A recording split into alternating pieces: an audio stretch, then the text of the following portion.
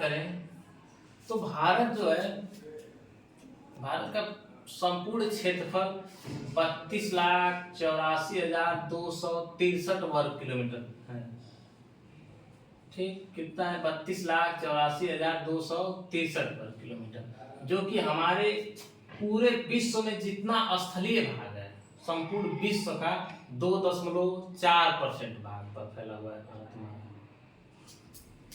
सोचिए, केवल पूरे विश्व में जितना भी स्थलीय भाग है उसका केवल 2.4% भाग पर फैला हुआ है, लेकिन जनसंख्या कितना अधिक है?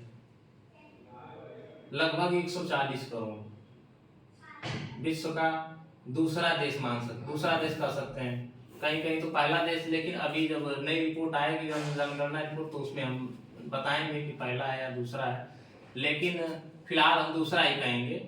तो सोचिए कि विश्व में भारत 7वां बड़ा देश है और विश्व के संपूर्ण स्थलीय भाग का केवल 2.4% भाग पर फैला हुआ है। उसमें भी ऊंचे ऊंचे पर्वत हैं, पहाड़ियां हैं और पठार भी है। ये सब होते हुए भी भारत जो है विश्व का दूसरा जनसंख्या वाला देश है। भारत एक बहुत बड़ी जनसंख्या को पोषित करता है।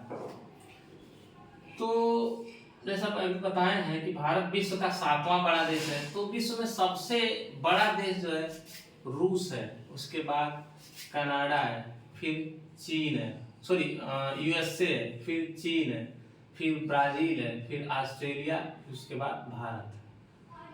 ठीक, रूस, कनाडा, यूएसए, चीन, ब्राजील, ऑस्ट्रेलिया, भारत। ठीक, ये जो है कि हमारे भारत का विश्व में आकार है, 7वां बड़ा देश। ठीक, इसके बाद जो है अगर हम बात करें भारत की मानक समय,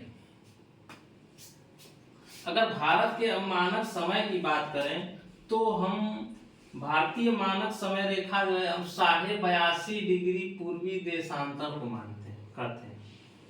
ठीक, 82.5 डिग्री पूर्वी देशांतर को हम भारतीय मानक समय रेखा कहते हैं। और यह मानक समय रेखा जो है हमारे इलाहाबाद के नैनी से गुजरती है। और यह मानक समय रेखा जो है मुख्य रूप से उत्तर प्रदेश हो गया, उसके बाद जो है उत्तर प्रदेश, मध्य प्रदेश, छत्तीसगढ़, उड़ीसा और आंध्र प्रदेश से होकर गुजरती है। उत्तर प्रदेश, मध्य प्रदेश, छत्तीसगढ़, उड़ीसा और आंध्र प्रदेश राज्य से हमारी भारतीय मानक समय रेखा गुजरती है। और ये भारतीय मानक समय जो है कि देखिए, हम 82.5 डिग्री पूर्वी देशांतर को तो हम मानक समय मान रहे हैं, लेकिन देखिए इसके इधर भी इतना विस्तार है और पूर्व दिशा में भी विस्तार ज्यादा है। दोनों तरफ जो है लगभग आधा आधा है, लगभग 30 डिग्री देशांतर का अंतर मिल जाता है इन दोनों के बीच में। अरुणाचल प्रदेश और गुजरात के बीच में हम देखें तो हमको लगभग 30 डिग्री देशांतर का अंतर मिलता है। इस अंतर के कारण, इस दोनों जो अधिक देशांतरी विस्तार है, इस देशांतरी विस्तार के अंतर के कारण जो है हम देखते हैं कि अरुणाचल प्रदेश के और गुजरात के स्थानीय समय में हमको लगभग 2 घंटे का अंतर मिलता है। ठीक, लगभग 2 घंटे का। जैसे अगर पता चले यहाँ पे अब सूर्योदय हो रहा है तो यहाँ पे अभी रात है, बहुत ज्यादा 2 घंटे रात है। अगर यहाँ पे 4 बजे सूर्य उग रहा है, सूर्य का उदय हो रहा है, तो पता चलेगा कि यहाँ पर और ज्यादा रात है यहाँ पे। ठीक, ये इन दोनों के बीच में स्थानीय समय में हमको डिफरेंट देखने को मिलता है। इसीलिए जो है कि जिस देश का अगर बहुत ज्यादा देशांतरी विस्तार होता है उसमें जो है एक से अधिक मानक समय माना जाता है, लेकिन भारत में केवल एक ही मानक समय माना गया है।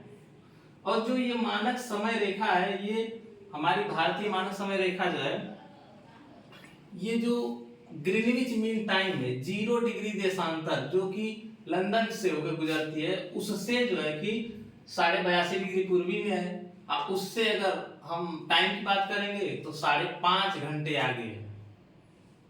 ठीक, 5.5 घंटे मतलब कि 1 डिग्री, सॉरी, अगर हम 1 घंटे आगे बढ़ेंगे तो 15 डिग्री देशांतर का अंतर मिलेगा। तो देखिए 82.5 डिग्री है, मतलब कि 15 डिग्री में 1 घंटा, तो 30 डिग्री में 2 घंटा, 45 डिग्री में 3 घंटा, 60 डिग्री में 4 घंटा, 75 डिग्री में 5 घंटा, और 82.5 डिग्री में 7.5 डिग्री है ना, तो 82.5 डिग्री में हमको कितना मिलेगा?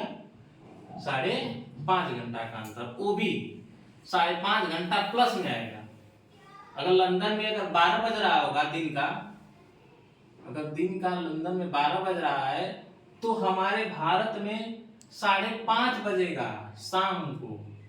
ठीक, इतना अंतर देखने को मिलता है। और इस मेरिडियन से जो है कि ये हमारे प्राइम मेरिडियन, हमारे जो है कि मानक समय है, इस मानक समय से पूर्व में अगर जाएंगे, अगर इस मानक समय से अगर पूर्व में जाएंगे तो हमको जो है कि prime meridian, post meridian PM हो जाएगा। इससे इधर पश्चिम दिशा में जाएंगे तो हमको एएम हो जाएगा। ठीक, तो ये तो हो गया भारतीय मानक समय। इसके बाद जो है हम देखते हैं आखिरी टॉपिक, भारत और विश्व को देखते हैं। तो भारत की विश्व में स्थिति क्या है, इसके लिए हम जो पहले एक विश्व का मैप बनाएंगे, उसमें भारत के पड़ोसी देश और महाद्वीपों के साथ देखेंगे। ठीक, 1 मिनट।